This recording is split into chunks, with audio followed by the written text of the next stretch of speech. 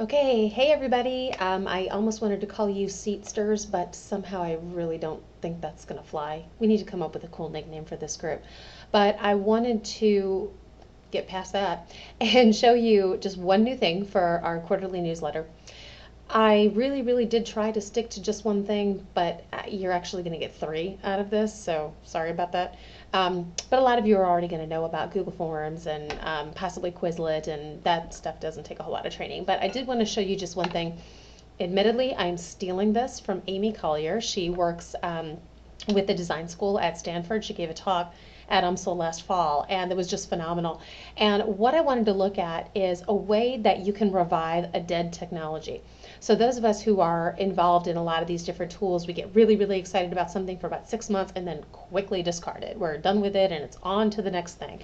And that's good in some ways. It keeps you up to date, it keeps you fresh, but in other ways you're constantly having to learn something new, which doesn't sound like a bad thing, except it requires regular meditation to maintain. So one of the things that I really loved about her talk was she took what is a very old tool, really. Wordle has been around a really, really long time. Don't feel bad if you've never heard of it. Okay, it certainly is more prevalent in some fields than in others, but it's been around a very long time. And when I first saw it, I thought it was very cool. It's exciting. It's fun. But after about a month, I was kind of over it. So it was very refreshing to see somebody use it in a very, very creative way. So this is my Google Drive here, and most of you have Google Apps for Education at your school. Maybe you haven't really used it very much, but one of the more effective things I think for educators is the Forms tool. So if you go into your Drive, and if there's any gaps in your knowledge here, like you really have no idea what I'm talking about when we talk about Drive, don't worry about it. I'm going to attach little links to those things so that you can supplement your information. But when you click on Create, you can see your options are all here. And if you go down to Form, I'll just show you what this looks like basically. You can go ahead and select, any kind of theme here, and then all you have to do is just add all of the questions that you need. And Google Forms is really, really good for surveying a class to see how things are going in the class. It's good to send out to parents and ask for volunteers for a field trip. It's really good for collecting submissions for the next potluck or, whatever. You can use it for any number of things. And just like all things in Google, it's simple, it's not terribly complicated, it's not as functional or as dynamic as some of the survey tools that you will pay for, but for most of what we need to do, this gets the job done, so that's really fantastic. What I did here, or what Amy did actually, that I'm promptly stealing, but I am mentioning her name, so I created what she used is a minute paper, and a lot of people are familiar with minute papers. Maybe at the end of the class period you say, okay, write down the answer to this question. It could be content based, it could be just your thoughts about something. It's some sort of closer that helps to summarize the entire lesson. And what she did was she would have her students write down and this is a good example here. It was, she said, review the list of terms that we did today, and in the space, type in the terms from the list that you think you know well enough to explain to someone else. And that visual is important. Not just type in the ones that you know. How well do you know it? Do you know this well enough to teach the person next to you what it means? That's a very different question than do you understand? So what she would have people do is go ahead and she would list, all of the options here. And then if I were, I'm looking at my version here, but if I were to view the live form, this is what it's going to look like for the students. And of course, this is done in a one-to-one environment, or at least an environment where they have access to a computer. If your students do not have that, certainly they can write this down, but then you'd have to input the answers, and that just gets a little tricky. So if I were a student and I'm looking at this and saying, okay, so this is my physics class, I know gravity, I know momentum, I know velocity.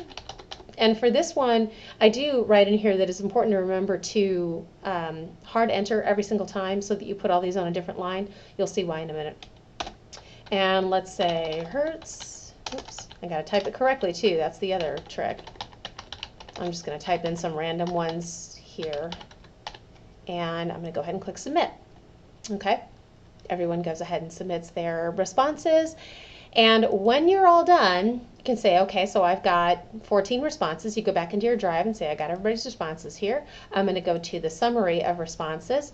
And I can see this is what everybody is pretty comfortable with. Now, you could ask people at the end of a class, do you understand? Well, nobody's going to say, yeah, we have 3 minutes left in class. So no, I don't understand decibel. Could you please explain it again?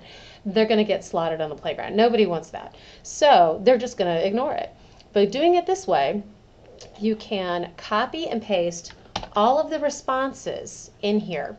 You go to Wordle, and it's just wordle.net. It's very simple. They do have ones that are already created. I'd encourage you to go and explore those at some time. But what Wordle does is it creates, just for people who don't know, it's a word cloud from the text, and it shows you the prominence of different words. So if I go to create my own, and then I'm going to go ahead and hit Control V, and I'm going to hit Go.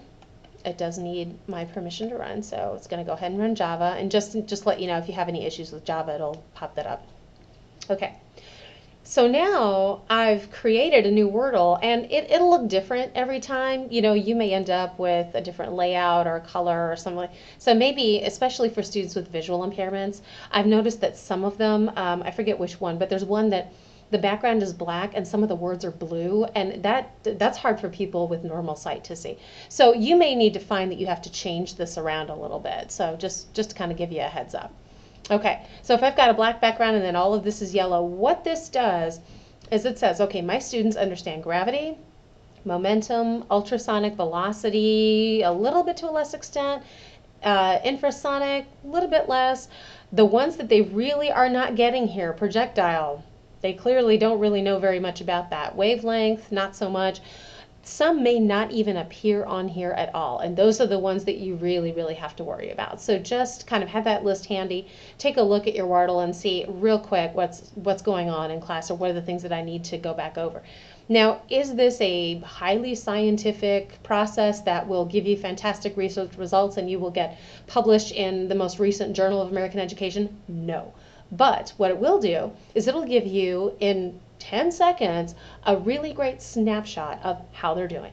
And sometimes all you have is 30 seconds to process all of it, to create it and process it. That's all you got. So this can actually be extraordinarily handy for that purpose. I will point out just one other thing before I kind of scoot out here. I do not know physics. I know nothing about physics. So I went on Quizlet. And if you're not familiar with Quizlet, it's a sort of a flashcard. I forget how many. It's something like 10,000 different word sets on it. And I just did a search for physics vocab, and I got a physics final review, and there were 500 to choose from. So, you know, but what this does is it gives me a whole list of all these different terms. That's where I got the tools, and that's where I always get these terms from any area that I'm not familiar with. But this is a really great tool too to help you and your students. You can create your own, or you can just refer your students to somebody else's just so they get a little practice. It's really nifty when they're on their phones, their devices, and they're sitting around waiting for mom and dad to leave while yelling at them because they're actually the ones who are running late. That might be just me. So, all right, you guys have a fantastic end of term. Hopefully you coast right into summer. And again, as always, if there's anything we can do for you, just let us know. All right, have a great term, guys.